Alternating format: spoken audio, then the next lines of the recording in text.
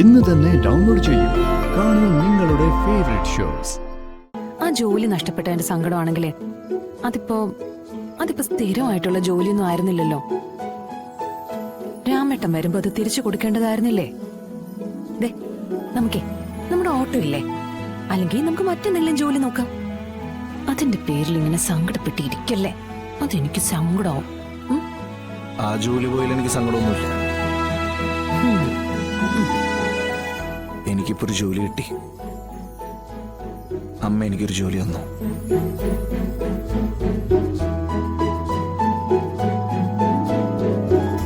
ഓ മനസ്സിലായി. പഴയ ഗുണ്ടാപ്പണി, collection agent, അടിയും ഇടിയും നിത്യ തൊഴിലാക്കിക്കൊണ്ടുള്ള ഗുണ്ടാപ്പിരിവ്.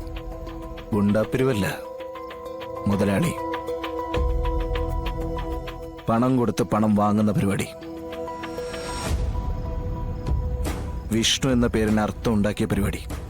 അർത്ഥം മാത്രമല്ല, ആ പേരിൽ ഒരുപാട് കേസും ഉണ്ടാവും. ഈ പണത്തിന് മേത പരുന്തും പറക്കില്ലെന്നല്ലേ പറയുന്നേ, പിന്നെന്ത് കേസ്? അമ്മ തീരുമാനിക്കും, ഞാൻ നടപ്പിലാക്കും.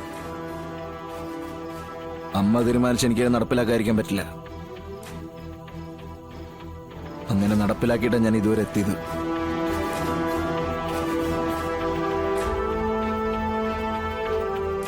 പക്ഷേ അന്നത്തെ വിഷ്ണു അല്ല ഇന്നത്തെ വിഷ്ണു.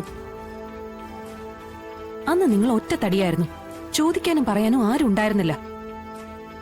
അന്ന് നിങ്ങളുടെ ശരീരത്തിലൂടെ ഓടുന്ന ചോരയുടെ അളവിലല്ല ഇന്ന് നിങ്ങളുടെ ശരീരത്തിലൂടെ ചോര ഓടുന്നത്.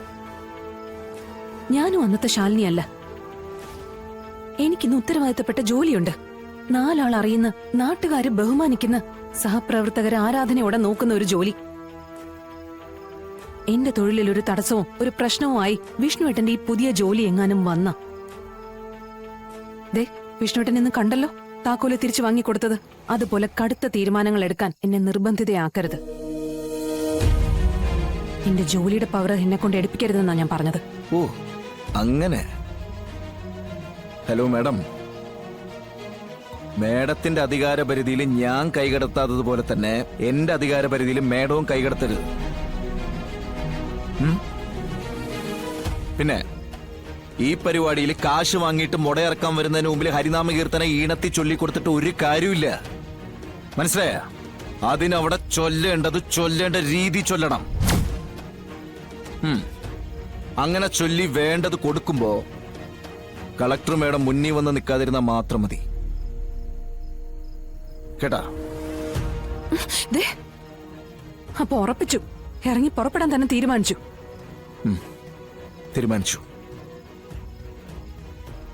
കാരണം എന്നെ ഇവിടെ നിയന്ത്രിക്കാൻ മേലുദ്യോഗസ്ഥരില്ല, സമയക്രമങ്ങളില്ല. പിന്നെ അധികാരം പിടിച്ചു വാങ്ങി എന്നെ പറഞ്ഞു വിടാൻ എനിക്ക് മേലെ ആളുമില്ല. എന്റെ താക്കോൽ എന്റെ കൈ തന്നെ ഭദ്രമായിട്ട് എപ്പോഴും ഉണ്ടാവുമെന്ന്.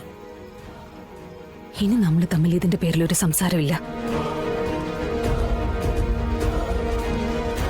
എന്റെ കസേരയ്ക്ക് ബുദ്ധിമുട്ടുണ്ടാകാത്ത രീതിയിൽ വിഷ്ണുവേട്ടൻ കാര്യങ്ങൾ നടത്തണം. ഇല്ലെങ്കിൽ എനിക്ക് എന്റെ IAS പദവി വിഷ്ണുവേട്ടന്റെ മുന്നിൽ എടുക്കേണ്ടി വരും.